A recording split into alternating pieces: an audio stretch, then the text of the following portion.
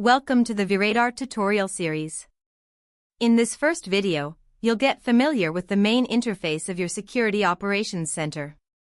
To start, open your browser and go to VRadar.io, enter the email and password you registered with, then click Sign In. Once logged in, you land directly on the Overview dashboard. On the left is the navigation sidebar with over 20 features grouped by role.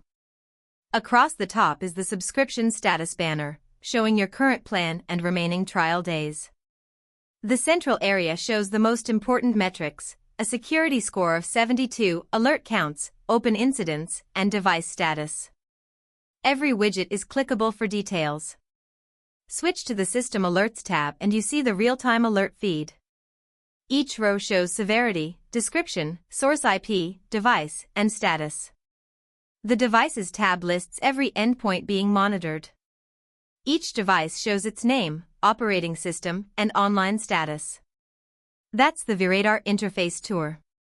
In the upcoming videos, we'll dive deep into each specific feature.